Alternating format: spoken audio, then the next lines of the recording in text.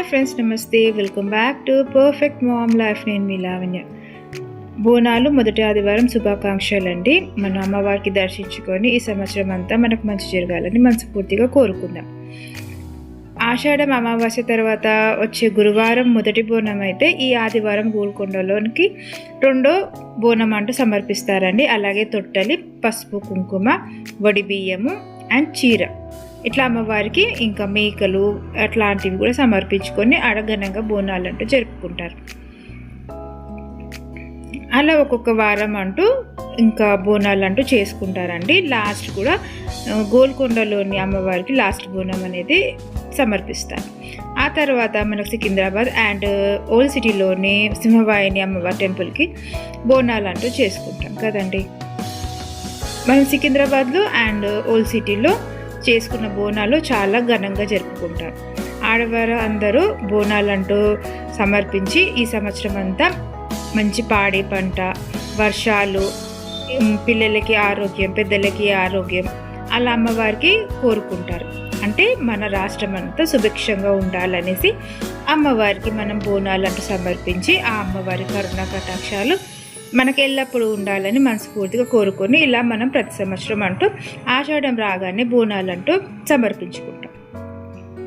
అలాగే మనకు రంగం అనే కార్యక్రమం కూడా ఉంటుందండి. అమ్మవారు అంటూ అమ్మవారు వచ్చే వ్యక్తికి పూనుకొని మనకు బోనం అంటూ ఎలా సమర్పించారు, పూజ అంటూ ఎలా జరిపారు, ఘనంగా జరిగిందా లేదా, ఇంకా మనము ఫ్యూచర్లో అంటూ రాబోయే కాలం అంటూ ఎలా ఉంటుందో అమ్మవారు మనకు తెలియజేస్తారు.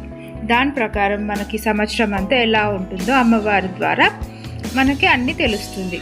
కాబట్టి మనము ఈ బోనాలు అనేది అమ్మవారికి మన ఇంటి నుంచి తీసుకువెళ్ళే నైవేద్యం అండి. అలా బోనాలు అంటూ జరుపుకుంటారు.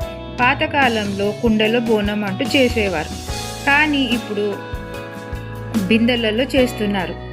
అలా చాలా స్టైలిష్గా అయిపోయిందండి. బోనాలు అనేటివి కూడా చాలా ఇంట్రెస్టింగ్గా మంచిగా అందంగా డెకోర్ చేసేసి అమ్మవారికి సమర్పించుకుంటున్నారు. ఆ బోనాలు కూడా ఎలా చేస్తారంటే ఫస్ట్ బియ్యం అన్నం అనేది వండుతారండి. అందులో కొద్దిగా పసుపు వేసి అన్నము ఎసరు అంటూ పెట్టేసుకొని రైస్ అంటూ కుక్ చేసేసుకుంటారు. దాని తర్వాత తోటకూర అయినా కొయ్యి కూర అయినా లేకపోతే రెండు కలిసి అయినా అది కూడా వండుతారండి. అలా వండిన తర్వాత బోనం అన్నం అనేది పెద్ద బిందెలో ఉంటుంది. దానిపైన బెల్లం శాఖ నైవేద్యం అనేది ఉంటుందండి. అన్నంలోనే అలా కొయ్యగూర అంటూ పెట్టేసేసి సెకండ్ చిన్న బిందెలో అమ్మవారికి బెల్లం పానకం అనేది తీసుకొని వెళ్తారండి. దాంతో ఒక చిన్న బిందెలో శాఖ అనేది కూడా తీసుకుంటారు. అలా బోనాలు అంటూ ఎన్నో డిఫరెంట్ చేస్తారండి. ఒక బోనం అంటారు, 2 అంతస్తులు అంటారు, 5 అంతస్తులు, 7 అంతస్తులు అలా మనం ఇంక్రీజ్ చేసుకుంటే బోనాలు అంటూ జరుపుకుంటాం. ఓకే అండి. అలా మనం అమ్మవారికి తొట్టెల, బోనము, బియ్యము, వడి బియ్యము, బట్టలు ఇలాంటివన్నీ తీసుకొని సమర్పిస్తామండి. అలా సమర్పించడం వల్ల మన ఇంటికి కూడా చాలా మంచి జరుగుతుంది. కాబట్టి ప్రతి ఒక్కరు అమ్మవారికి దర్శించుకోండి, మీకున్న కోరికలన్నీ తెలియజేయండి. అండ్ వచ్చే సంవత్సరం వరకు మంచి జరిగి మనకి ఇంకా మంచి జరిగితే అమ్మవారికి ఇంకా ఘనంగా మనం బోనాలు అంటూ జరుపుకోవచ్చు. ఈ వీడియో కనుక నచ్చితే మీరు తప్పక లైక్ చేయండి, షేర్ చేయండి, సబ్స్క్రైబ్ చేయండి ఫ్రెండ్స్. కొత్తగా నా ఛానల్ ఎవరైనా చూస్తే తప్పక సబ్స్క్రైబ్ చేసుకోండి. ఓకే ఫ్రెండ్స్, మరో మంచి వీడియోతో మళ్ళీ కలుద్దాం. మరోసారి మీకు అందరికీ బోనాలు శుభాకాంక్షలు. Okay friends, bye. మరో మంచి వీడియోతో మళ్ళీ కలుద్దాం. నమస్తే.